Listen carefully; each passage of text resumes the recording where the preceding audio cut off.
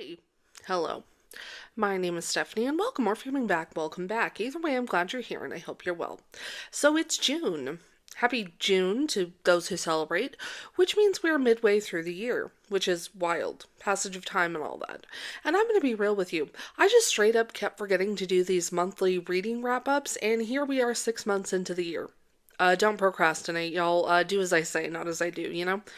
So today I'm going to be wrapping up what I've read so far this year, excluding June of this year. At the time of filming, June is still currently ongoing, by assigning them arbitrary categories that I've made up, so telling you about my top 5 reads of the year. So far anyway. For mostly time-related reasons, because I've got like a really long video about Petals on the Wind that I'm currently working on. So for time reasons, we're going to be doing things that way. I'm not going to be talking about every single thing that I've read in the first 6 months of the year. Everything that I do talk about, with 2 exceptions at the end, I'll give a spoiler-free synopsis for, what I thought about it, any content warnings that might apply, and then what I rated it on Goodreads for what that's worth to you. Alright, so let's get into this. So at the time of filming, June 2024, I've read 57 books total. 12 books in January, February, and March, 6 books in April, and 8 in May, and 7, at least so far, in June. Starting us off with the first category that I made up is favorite reread so far this year. I'm rereading 2 series for nostalgia-related reasons, because sometimes you just gotta go and reread your junior high and high school favorites. One of them being Mars by Fuyumi Soroyo. It's always a fun, entertaining bit of melodrama, but by far my favorite reread so far this year has been Nana by Ai Yazawa. Nana is a shoujo series that follows 2 young women, both named Nana, who move to Tokyo in their early 20s and end up as roommates and very unlikely friends as they navigate the inherent complexities, romance, friendships, and figuring out who they are and what they want to be, and just trying to live on their own. While Nana Osakai, a very talented musician, and her band work towards fame, and Nana Komatsu searches for love and what she truly wants to be and maybe who she really is. Truly cannot overstate to you how much I love Nana. I was absolutely obsessed with this series in high school, and the anime is a frequent rewatch of mine because I do in fact love pain and suffering, but this is the first time I've reread the series since probably college, and it still hits. It still hits. Granted, it hits a little differently now that I am older. Nana is funny and heartfelt and melodramatic and fun and tragic and heartbreaking and devastating, with this absolutely amazing artwork that has this kind of almost dreamy quality to it, if that makes any sense. That being said, Nana does deal with and depict some sometimes very difficult topics that can be hard to read at times, but overall it's a fantastic series, and you don't want to know what I'd pay to have it continue. You don't want to know.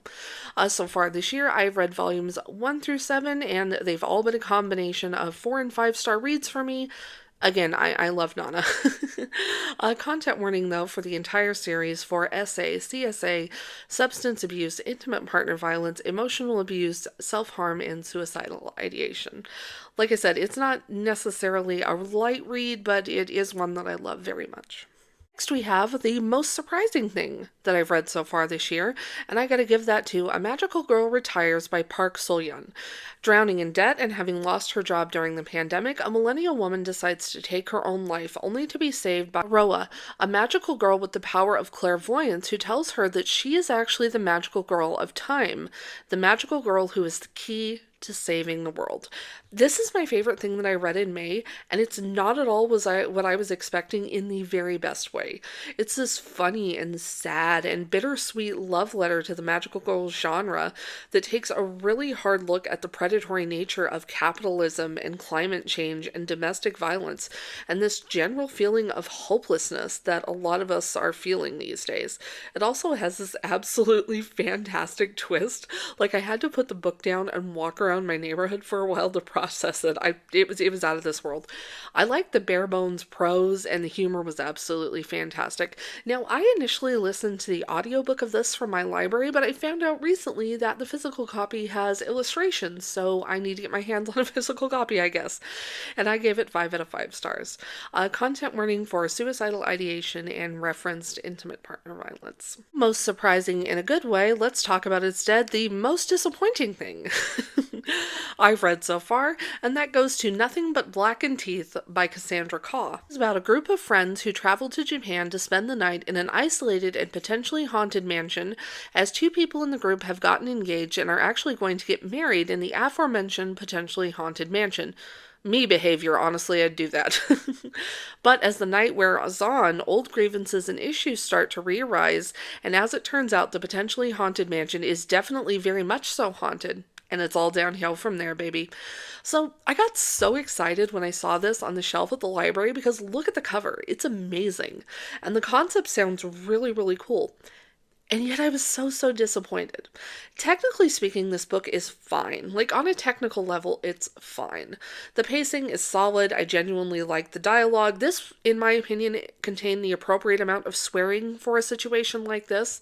A lot of the characters kind of sucked, which I'm here for. I like unlikable characters. What can I say?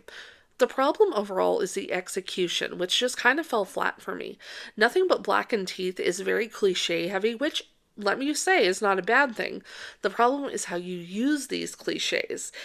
And they weren't used very well in this book, in my opinion, so a lot of the scares kind of fell flat.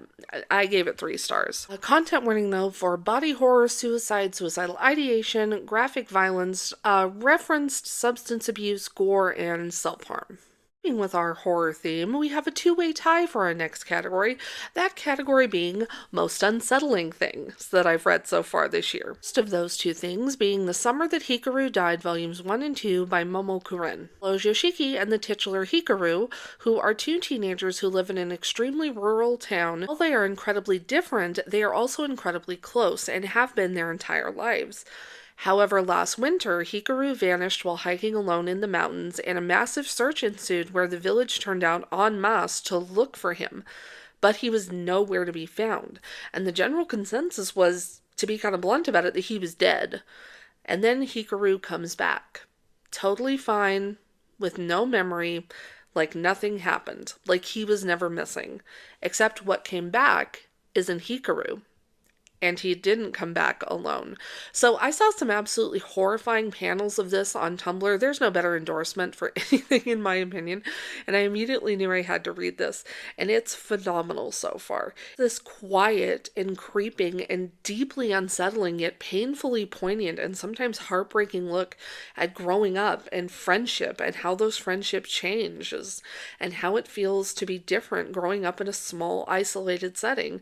The horror is also absolutely on point, and the art is beautiful and horrifying and deeply unsettling. I gave both volumes 5 stars. Content warning, though, for body horror and gore, and I'm assuming it's probably going to be the same throughout the series. Our second most disturbing thing is Night of the Mannequins by Stephen Graham Jones, which is about a prank among a group of childhood friends that goes horribly wrong and soon spirals out of control, as the line between what's real and what's not begins to get more and more blurred. Is there actually a killer mannequin on the loose, or is it something much more horrifying? So, fun fact about me, I'm a Stephen Graham Jones stan first and a person second, and you should all go read The Only Good Indians. Seriously, go read it. It's phenomenal. You should also read this too. Night of the Mannequins is deeply unsettling. Even before the actual horror starts, you get the sense that something is very, very wrong. This is a very short novella, but oh my god, does it make use of its time. The prose is a phenomenal mix of relatable and horribly creepy. The characters are solid, though a little underdeveloped, but given the length of the story, it kind of works itself out, in my opinion. The pacing is also really solid, fast, yet creeping, like it's building to an absolutely horrible crescendo, which it is, because oh my god, that ending. It is an unsettling and tragic and horrifying, yet darkly funny look at the anxiety of growing up that takes a truly horrifying turn. I gave it 4 out of 5 stars. Content warning, though, for graphic violence. We have a category that's kind of mean, but I do in fact stand by it. And that category is most boring, gave to Twisted Love by Anna Wong. Concerned about his sister Ava, who just got out of a toxic relationship, her overly protective brother asks his best friend, a genius billionaire with a secret life and a dark past, Alex Volkov, to move in next door to Ava to keep an eye on her just in case while he's out of the country for work for the next year. What starts out as a favor to his friend and an annoyance for Ava soon begins to turn into something more. But secrets from both their pasts start to come to light and things just kind of spiral from there. So, technically speaking, this is not a badly written book. The pacing is pretty solid, the prose is pretty good, the plot itself is kind of choppy, but it does what it needs to do. Same with the majority of the characters. They're not super developed, but honestly, they're fine and move the story along the way that it needs to. The main issue that I had with the book is that, in my opinion, it's boring. It was so boring to me. It's overly long and feels like it, and for significant stretches of it, not a lot happens, only for then plot twist after plot twist after plot twist. If you can hear that, that's my cat. He's mad there's another cat in our yard. I said, you just get this mess of plot twists thrown at you one right after the other. And while this book does have its off-the-wall moments, they're not developed enough to be exciting. And I'm going to be honest, when I finished it, I forgot most of it. Also, Alex, our main male love interest and co-POV character, is really toxic and creepy. And it's romanticized to an uncomfortable degree. Basically, it's okay for him to be controlling and not respect boundaries and be violent because he's rich and hot. This takes a truly deranged turn at the end of the book that is just wow. I gave it 2 stars mostly because I enjoyed the audiobook so much. It's a good audiobook. Content warning for stalking, child abuse, graphic violence, and referenced substance abuse, as well as referenced suicide and suicidal ideation. It's What He Deserves, where characters I don't like get what's coming to them, in my opinion. It's my show. I can make up that category. And I gave that to Hero Academia, Volume 36, Two Flash Fires by Kohei Horikoshi. It's divide and conquer time, with Todoroki facing off against Dabi, while Hawks and Endeavor try to get the jump on All for One, while Shigaraki finally arrives at UA, with devastating consequences. My Hero Academia is one of a couple ongoing series that I read, and I have many complicated thoughts and feelings about it, especially given what we're going to call recent developments. But we don't have time for that today, but rest assured I'll be insufferable and annoying about it in the nearish future. But I digress. This is a fairly solid volume. The only time I like All for One is when he's beating the brakes off Endeavor, hence the category. Listen, I think Endeavor has had some interesting development, but they could never make me like him. I'm sorry. I said what I said. I like the fight scenes. Dabi versus Todoroki is one of the best ones in the series, in my opinion, and it's also absolutely heartbreaking. And I thought the build-up was fantastic. And listen, I'm not on the website formerly known as Twitter, but I was on Tumblr when chapter 362 dropped, and it was wild. Not quite on the level of November 5th, 2020, but it was still a time. And I gave this volume 5 out of 5 stars. Content warning for shonen-related violence. Brings us to our last category before I tell you my top 5 books of the year so far. And that is the category of Made Me Cry the Most so far this year. Everything makes me cry, so this is not an especially tough category, but we again have another two-way tie. First of that, going to Our Wives Under the Sea by Julie Armfield. This was the best thing that I read in February, bar none. And when her wife Leah returns from a months-long deep-sea mission that went horribly wrong, Leah is the only survivor of the expedition, Miri is relieved and grateful. But it soon becomes apparent that the Leah who came back is not the same Leah that went into the sea. And as desperately as Miri tries to pretend things are normal, they very much are not, and might never be again. This is one of the most heartbreaking love stories I've ever read. It's horrifying and creepy and beautiful and devastating, and it's this heartbreaking look at love and grief and letting go. The pacing is a little slow, but it's solid. The prose is beautiful. I love the dual POVs, and the characters were really well developed. It's a horror story. It's a love story. It's a look at grief and letting go and memory. It's phenomenal. I cannot recommend it enough. 10 out of 5 stars. Content warning though for body horror, gore, and disordered eating is kind of the best way I can describe some of the stuff that happens. It's kind of a bleak and difficult read, but it's a phenomenal one. Our second part of the tie goes to My Hero Academia Volume 35, Battle Flame by Kohei Horikoshi. Follows Class 1A trying to deal with the fallout of the UA traitor being revealed, as well as new revelations about All for One's long-term plans within plans, while Dobby and Toga visit her childhood home. We also learn in this volume how Dobby became Dobby, and it's devastating. So this volume has one of my favorite chapters in the entire series, chapter 341, where Dobby and Toga visit her childhood home. This, to me, is one of the most tragic moments in the entire series, and shows just how fractured Hero Society is and the way it casts aside those who don't fit into it. And seeing what happened to Dobby after the fire is absolutely heartbreaking. And also, I'm not saying it would fix everything if someone took one for the team and just straight up hit Endeavor with a truck, but it would make me happy. Do with that what you will. And seeing just the level of planning and manipulation that went into All for One's plan is truly horrifying. 5 out of 5 stars. Content warning again for shonen-related violence. Reference child abuse and child neglect. Body horror and medical abuse is the best way I can describe some of the stuff that happens in this. Those are the arbitrary categories that I made up. So let's get into my top 5 reads of the year so far. Starting with 5 and counting down to 1. 1 being my favorite of the year, again so far. Number 5, we have The Guest by Emma Cline, which follows Alex, who has recently been kicked out of her apartment and planned on spending the summer on Long Island with an older and very wealthy boyfriend. However, the carefully crafted persona that she puts on for him soon falls apart when she has too much to drink at a dinner party and gets caught in a lie, so she ends up getting kicked out of his house. With no money, no phone, nowhere to go, and hiding from a drug dealer that she stole from, and having burned all her bridges, Alex is seemingly screwed. But she decides that she's not going down without a fight and is going to fix things with her boyfriend and get back into his good graces at his Labor Day party. She just needs to survive for a week until then and leaves a path of destruction and misery in her wake. This is probably one of the best things that I've read this year. It's more tense than any thriller I've read in a while. The pacing is incredibly tight and taut. The prose is sparse and fantastic. And Alex is simultaneously awful yet deeply tragic, and you can't help but root for her, even when she's being just absolutely terrible. And the worst week of her life is one hell of a journey. 5 out of 5 stars. Content warning for referenced essay and substance abuse. Number 4, we have Yellowface by R.F. Kuang. This is my favorite thing that I read in January, and it is about June Hayward, who always dreamed of being a writer. But after an unsuccessful and not very well-received debut novel, all she has is a lot of student debt and a job that she hates.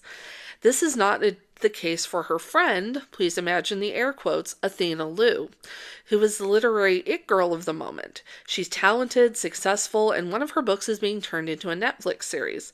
She's everything June wants to be.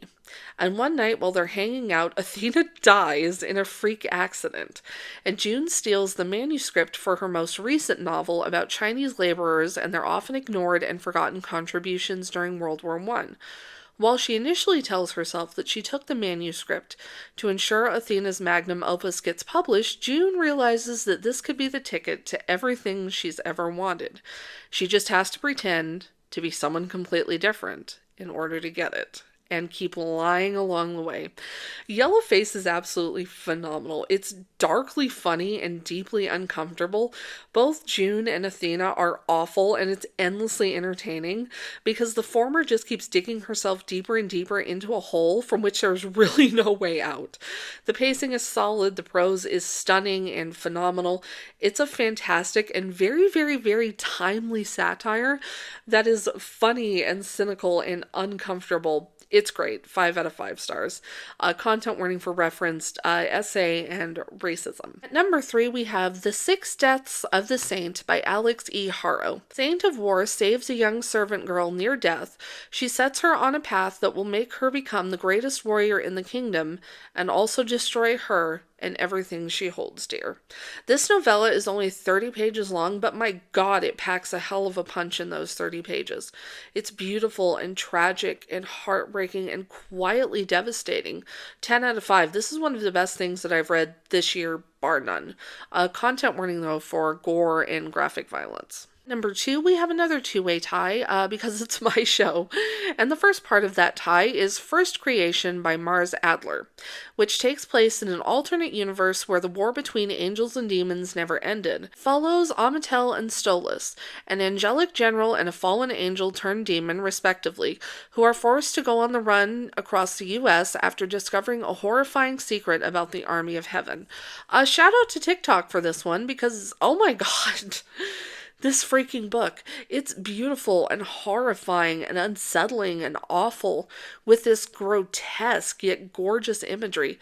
It's very bleak and kind of grim and deeply horrifying at some points, but oh my god, is it compelling. 5 out of 5 stars. Content warning though for graphic violence, graphic gore, food insecurity, and cannibalism. It's a lot, but my god, is it amazing. Second part of our tie goes to Mayday Flowers by Fairy Sammy, which is a sweet romantasy about Ainsley, a dyad who has finally woken up from a long hibernation that seems to get longer every time it happens, to a very different world, who decides to throw a party to reconnect with her friends and community. Enter Priscilla, a party planner who is trying to find peace in her new life with the family that she's made for herself. An instant spark between them soon turns into from a friendship to a romance, and it's the cutest thing ever, okay? I already did a whole video about Mayday Flowers, but to hit the broad strokes for our purposes here, the prose is great, I really like the dialogue, and the pacing is really solid. It gets a little fast at the end, but honestly it evens out really quickly and fits with where the story was going. I loved all the characters, they all had unique voices, and even the side characters were actually developed, and I think that's a part of what makes the pacing so solid, and I really love the romance. It's a quick, fun, really sweet read with beautiful illustrations. 5 out of 5 stars.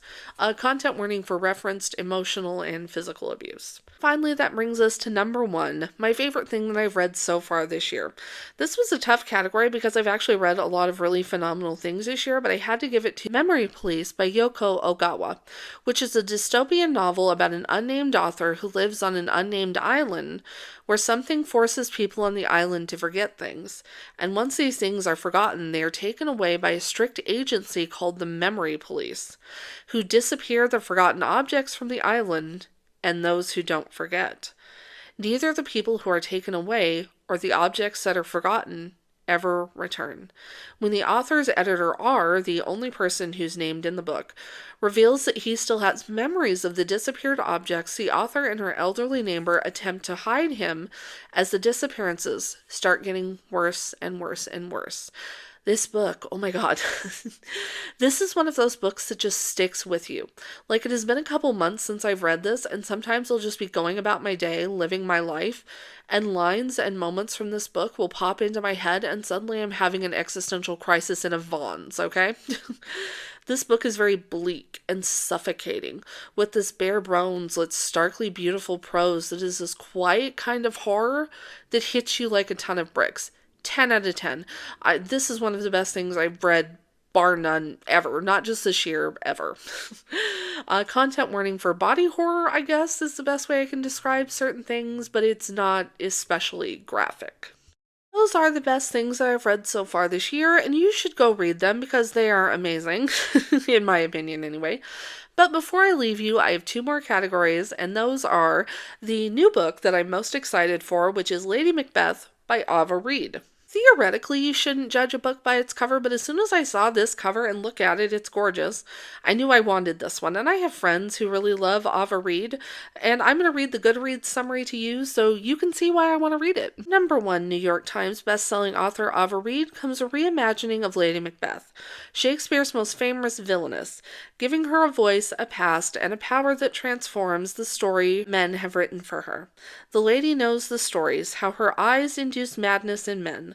The lady knows that she will be wed to the Scottish brute who does not leave his warrior ways behind when he comes to the marriage bed. The lady knows his hostile, suspicious court will be a game of strategy, requiring all her wiles and hidden witchcraft to survive. But the lady does not know that her husband has occult secrets of his own. She does not know that the prophecy girds him like armor. She does not know that her magic is greater and more dangerous and that it will threaten the order of the world. She does not know this yet, but she will. That sounds amazing, and one thing about me is I always support women's rights, and they're wrong. So I can't wait for this. It comes out in August, and I'm honestly so excited. Our final category of this 2024 mid-year wrap-up is library hold that I'm most excited for, and that is Babel, An Arcane History by R.F. Kuang. So like I said, Yellowface is one of my favorite things that I've read so far this year, and it's the first book I've ever read by R.F. Kuang, and I need to read more of her work. It's not a want, it's a need, okay? And as soon as I read the summary for Babel, I knew that was the one that I wanted. For reference, this is the description of the book as it is on Goodreads. From award-winning author R.F. Kuang comes Babel, a historical fantasy epic that grapples with student revolutions, colonial resistance, and the use of language and translation as a dominating tool of the British Empire. 1828, Robin Swift, orphaned by cholera in Canton, is brought to London by the mysterious Professor Lavelle. There he trains for years in Latin, Ancient Greek, and Chinese, all in preparation for the day he'll enroll at Oxford University's prestigious Royal Institute of Translation, also known as Babel. The tower and its students are the world's center for translation and, more importantly, magic. Silverworking, the art of manifesting, meaning lost in translation using enchanted silver bars, has made the British unparalleled in power. The arcane craft serves the Empire's quest for power. For Robin, Oxford is a utopia dedicated to the pursuit of knowledge, but knowledge obeys power. And as a Chinese boy raised in Britain, Robin realizes serving Babel means betraying his motherland. As his studies progress, Robin finds himself caught between Babel and the shadowy Hermes Society, an organization dedicated to stopping imperial expansion. When Britain pursues an unjust war with China over silver and opium, Robin must decide, can powerful institutions be changed from within, or does revolution always require violence? I've been waiting for this book since January. My library only has 2 digital copies according to Libby, and the wait lists are very long, so I am waiting, but I would very much like to read this, and I hope I get the chance to read it this year. So that is my 2024 mid-year reading wrap-up, where the categories are made up and the points don't matter. Thanks so much for listening to all that, and until next time, stay healthy, stay safe, and I'll see you in the next one. Bye-bye.